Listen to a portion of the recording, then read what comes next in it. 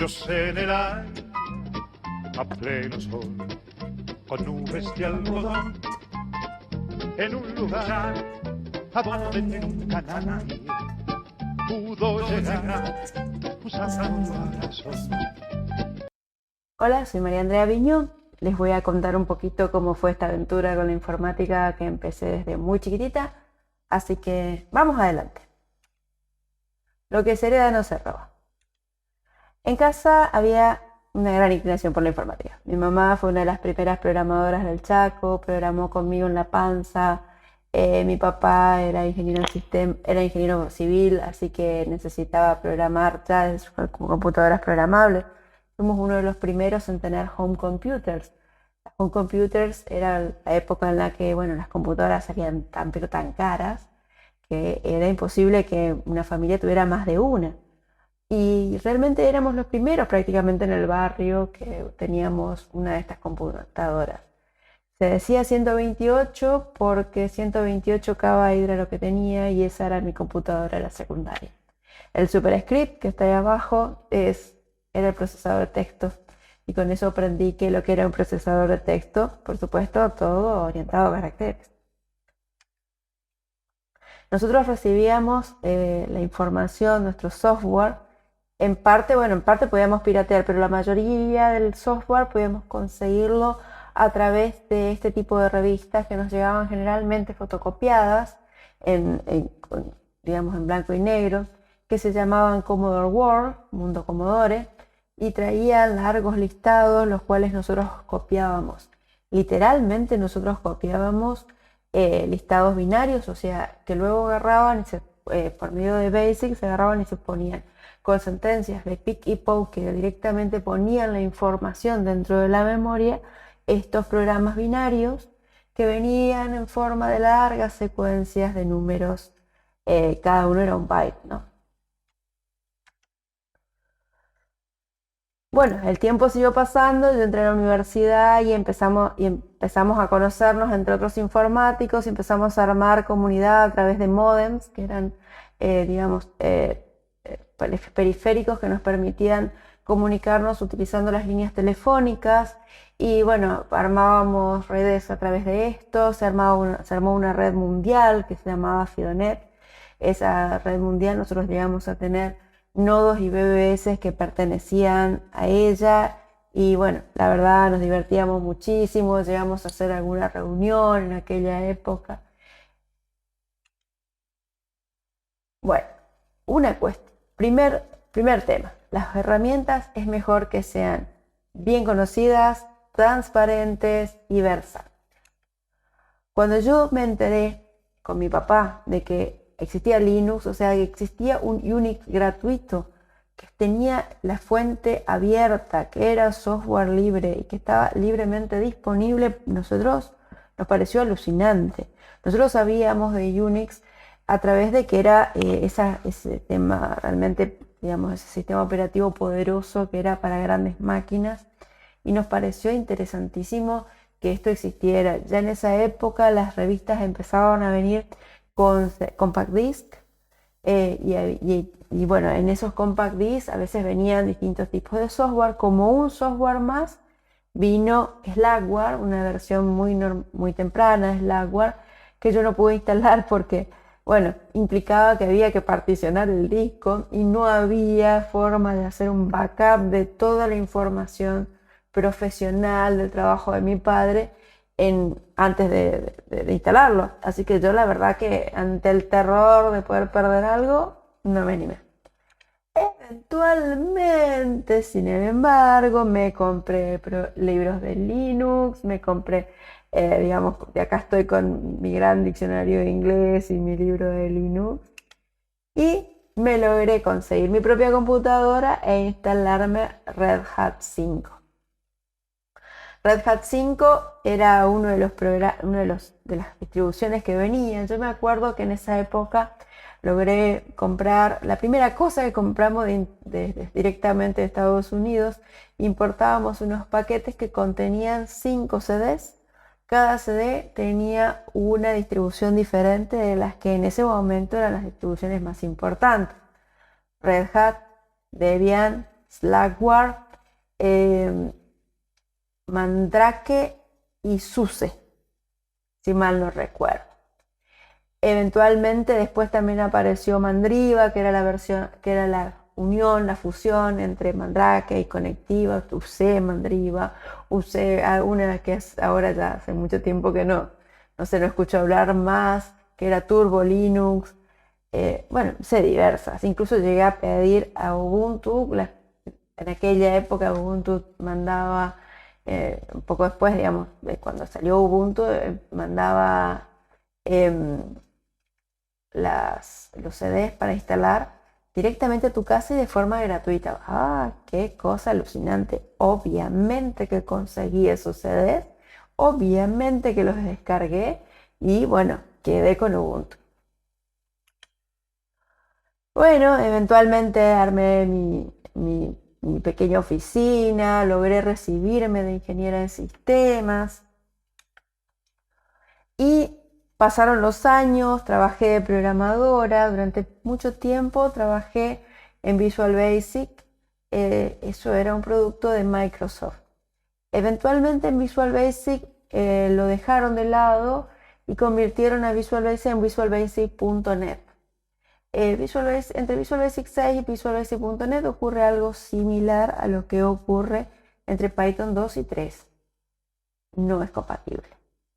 Sin embargo, con bastantes agravantes, porque la verdad que en muchas medidas nos dejaban solos a los desarrolladores, sin casi nada de ayuda respecto de este cambio. Las bibliotecas en parte eran pirateadas, así que no eran compatibles, tenías que renovar las licencias y tenías que conseguir nuevas licencias. Todo eso representó un gran dolor de cabeza para mí.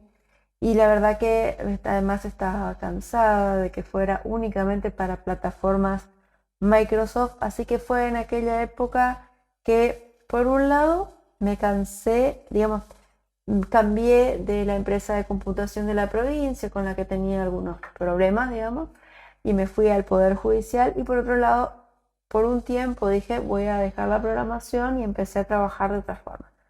Siempre. Aún no trabajando de desarrolladora, siempre continué desarrollando. Eso era imposible. Pero de todas maneras, con eso me dio la posibilidad de hacer el salto y de ponerme a estudiar Python y de aprender Python allá por el 2004. Eventualmente, estudiando Python, los amigos y el saber, si se comparten, se multiplican. Es muchísimo más fácil aprender cuando uno tiene el soporte de una comunidad, y eso era algo que yo ya había aprendido en los tiempos de Fidonet. Así que me acuerdo de aquel Picamp en el que fui por primera vez y los conocí a los chicos. Ahí estoy con Manuel Kaufman, con Facundo Batista, con varios chicos ahí. Como después, mucho tiempo después todavía, puedo ver gran parte de las amistades que uno hace en estos ambientes duran por mucho tiempo. Así que bueno, continuamos conociéndonos y haciendo cosas. Acá los PyCamp al principio me costó un poco y después empecé a ser habitué. Empecé a ir en el 2015, 2016, no faltaran más a ninguno. Incluso en los dos últimos empecé a traer a mis hijas que ya son adolescentes. Bueno, acá estamos en otros PyCamp, acá estamos viajando con mi hija y con un amigo de Fidonet que ahora lo incorporo a los PyCamp, así que bueno, 20 años después seguimos siendo amigos. Y bueno, el ambiente de los PyCamp la verdad es muy lindo, así que nos divertimos muchísimo. Lo importante es continuar con la especialización y la capacitación continua. Esta área es un área que cambia continuamente, así que, bueno, decidí cuando vi que había una diplomatura de software libre que la estaba haciendo Mariano Reingar, que es uno de los referentes de nuestra comunidad.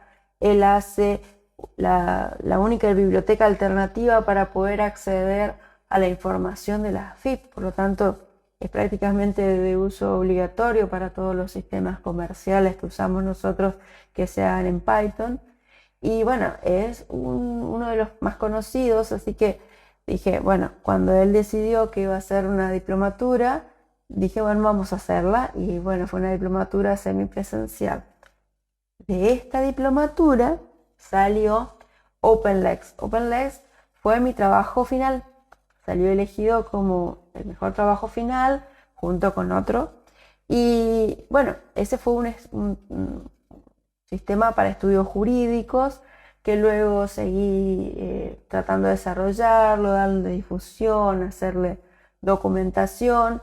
Eventualmente siguió rodando y bueno, ahora se le está dando mantenimiento en el Google Summer of Code.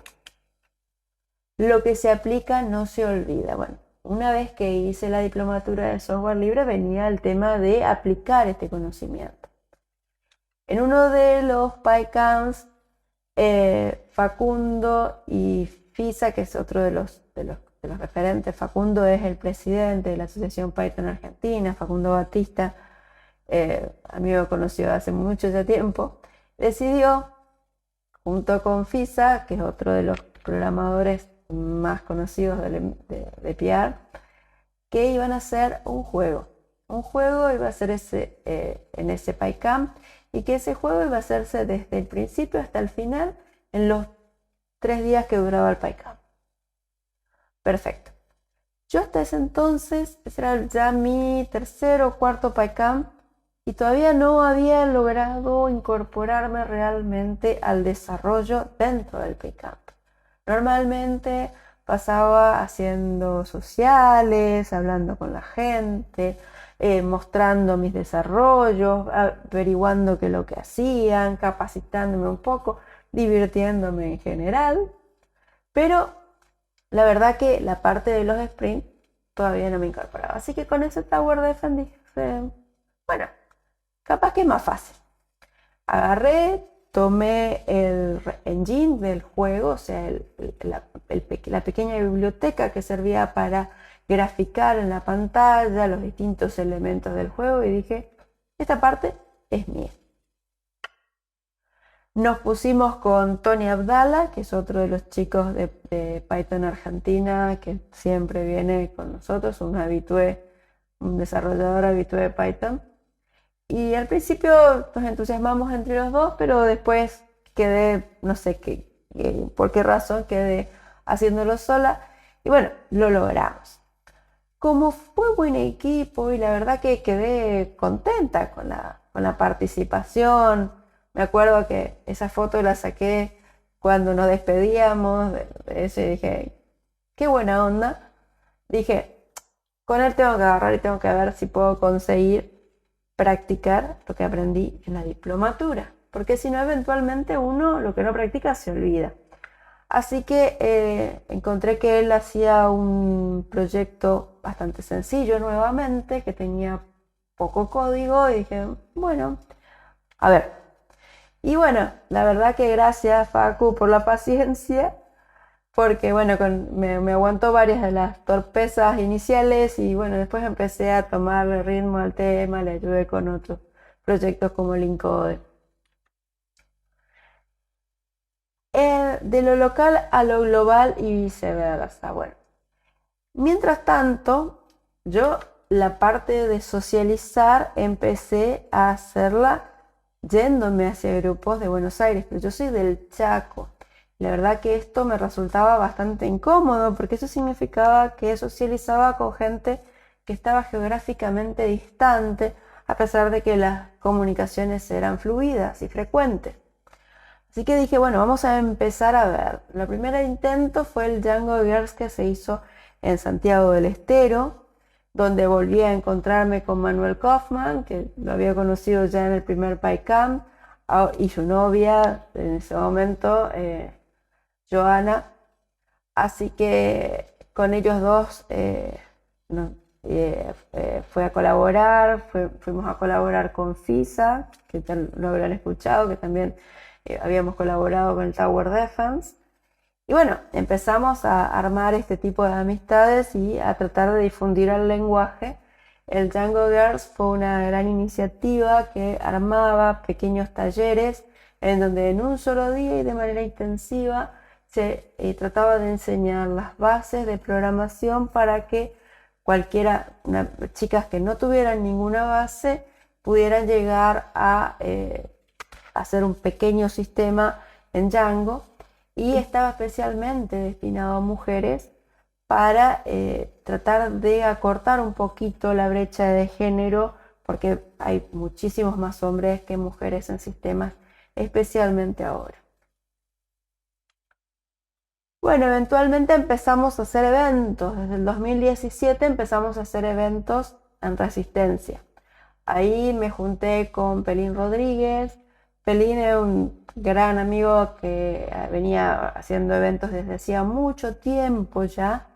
Y los eventos por alguna razón no estaban teniendo mucho éxito. Entonces hablamos y dijimos, ¿y qué pasa si cambiamos de sede y tratamos de generar una nueva onda? Y bueno, a partir de eso empezamos a crecer, empezamos a lograr tener difusión en los medios de comunicación masiva. Y entonces empezó a ser, primero eran 15 asistentes y 4 speakers, después ya fueron 7 speakers más un taller, más unos 50 asistentes, después ya tuvimos 3 salas con charlas al mismo tiempo, con 150 personas, y después nos llegó la pandemia. Mientras tanto, con el éxito que hubo en esto, empezaron a haber otras temáticas también. Hicimos Pi de INEA en el año 2018, Pi de INEA en 2018 en Corrientes. Ahí, por suerte, vinieron gente de Python Argentina, Facundo, FISA, algunos nombres se repiten. Y bueno, la verdad que fue mucho éxito. Después también lo trajimos al Chaco. Empezamos a hacer autodefensa digital. Autodefensa digital es sobre otros temas, porque mientras tanto yo trabajaba en el Poder Judicial, empecé a trabajar como perito informático, trabajando en la investigación de crímenes, o sea, tomando la información que había en computadoras o celulares de sospechosos o víctimas. Y bueno, en resumen, los eventos se fueron haciendo, empezaron a haber, primero fue solamente FreeSol y eventualmente empezaron a haber eventos todos los años, 3 eventos todos los años, pero lamentablemente esta temática se cortó con la pandemia.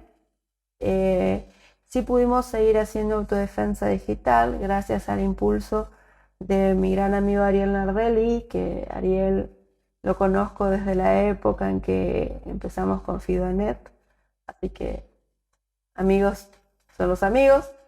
Y bueno, con él esperamos poder hacer autodefensa digital acá en el NEA también en el año 2021, este año cuando termine. Bueno, fueron muchísimos los encuentros, la verdad que hasta tuvimos un meetup en la segunda parte del año 2018. Eventualmente empecé a ver si podía, digamos, salir un poco de las fronteras y empezar a difundir un poco en otras partes. En el 2018 apliqué para la PyCon de Estados Unidos, no fui elegida.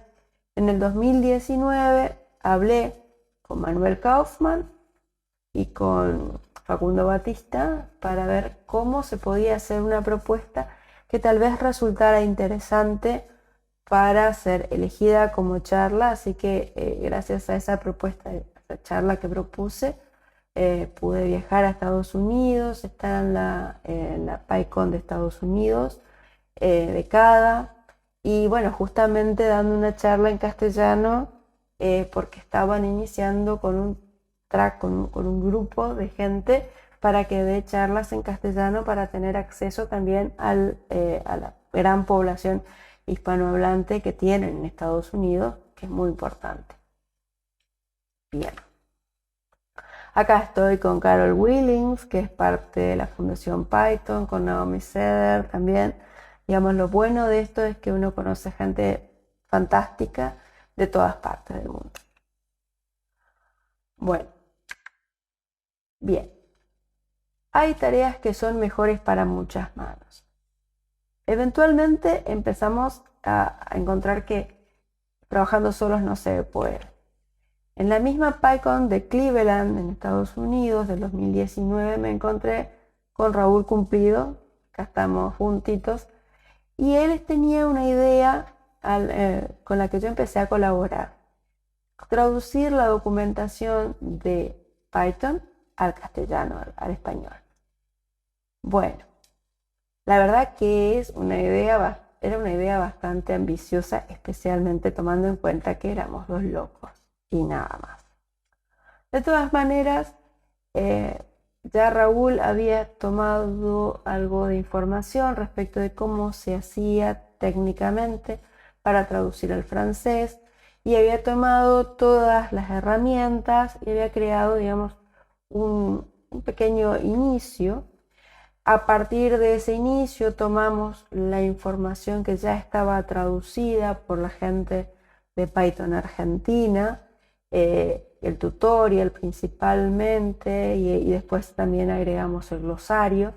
Y bueno, esa fue la semillita con la que se empezó en el año 2019 a hacer la traducción. Eventualmente se empezó a armar un grupo de Telegram. Fuimos varios, digamos. Un grupo de Telegram con más de 200 personas participando. Es un trabajo muy interesante porque dentro de todo no requiere un conocimiento tan profundo, y hay mucha ayuda de parte de otros miembros de la misma comunidad para poder empezar. Entonces, con un set relativamente simple de herramientas, con la ayuda digamos, del POEdit, bueno, que es un programa que sirve para las traducciones, y luego con un poco de ayuda, más el tema de la corrección entre pares, se fue avanzando muy rápidamente con este proyecto, y hoy gran parte de la documentación de Python ya está en castellano en este momento, en este año 2021. El año 2020 se avanzó a una velocidad increíble. Bueno, el año pasado también Facundo Batista quiso reflotar un viejo proyecto de Python Argentina, que tenía como 10 años ya, y que era la CDpedia. La CDpedia es un proyecto que consiste en tomar la información de Wikipedia, scrapearla, digamos, obtener esa información, elegir, digamos, con distintos criterios de manera automatizada los artículos más relevantes desde el punto de vista de la educación argentina, indexarlos y meterlos en un disco óptico o prepararlos para un pendrive. ¿Todo esto para qué? Porque existe todavía en la Argentina partes de nuestro territorio que no tienen internet, o que tienen internet de una manera muy limitada. Es muy lenta la internet que en algunos lados tienen. Al no disfrutar de internet de calidad, la experiencia es más pobre. Entonces CDpedia está pensada para tomar la misma Wikipedia y darle lo posible la mayor facilidad a los usuarios. Bueno, eventualmente estuvimos trabajando un año juntos. La CDpedia se actualizó, se cambió a un Python más moderno, se eliminó mucho código que no estaba muy bueno, se agregó la posibilidad de internacionalizarlo. Yo personalmente trabajé en un sistema mejor y mucho más rápido de indexado, utilizando la base de datos de Sequlite, que además daba resultados más precisos. Y bueno, lo interesante es que, como siempre en todos estos temas, quedamos amigos y bueno, solemos reunirnos para jugar juegos de tablero eventualmente. Bueno, para cerrar, tengo muchos planes todavía, mucho más futuro. OpenLex, que yo les comenté, ahora está dentro del programa Google Summer of Code. Google Summer of Code es un programa que hace Google, que financia Google, para dar dinero a emprendimientos de software libre a paquetes de software libre. Nosotros, los que somos los creadores del software libre, actuamos como mentores de manera gratuita. Y hay chicos, estudiantes en general de informática, que participan haciendo verdaderamente el código y entonces van actualizando este código. Mi OpenLex quedó elegido y por la Python Software Foundation y por Python Argentina, que actúa como representante acá, como uno de los proyectos, y bueno, incorporamos 2 estudiantes y la verdad que fue muy linda la experiencia. También empecé a dar charlas en inglés. Al principio fue una cosa realmente horrible, ensayé, pero bueno, eventualmente logré dar 2 charlas hasta ahora. Una charla para la gente de Basis Technology, que son las empresas que dan mantenimiento a Autopsy Sleuthkit, que es el software líder open source para hacer la parte de pericias informáticas, para la parte forense y investigación de los discos rígidos, bueno, las capturas de dispositivos de almacenamiento. Y con ese software lo extendí haciendo un plugin que está disponible como open source, utilizando Python. Y después también logré dar una charla que fui elegida para dar en la EuroPython, que también la di en inglés, sobre SQLite. Aparte de eso, también di otras charlas en castellano, en la PyConES de España, para 8x8 de Brasil y otras conferencias de forma remota. Y bueno, finalmente a la mitad del año conseguí empezar con un trabajo remoto, algo que hacía bastante, estaba queriendo conseguir, pero bueno. Y eventualmente me incorporé a trabajar como semi-senior. La verdad que agradezco muchísimo porque me encanta y espero que todo esto que está empezando siga para adelante. Bueno, si quieren conocerme un poco más, pueden seguirme por Twitter, por LinkedIn. No uso tanto LinkedIn, uso más Twitter. Por Telegram también como MA Viñó, o si no, para ver proyectos de software libre que yo estoy llevando adelante como Marian Viñó en GitHub. Y esto fue todo. Hasta la próxima. Chao, chao.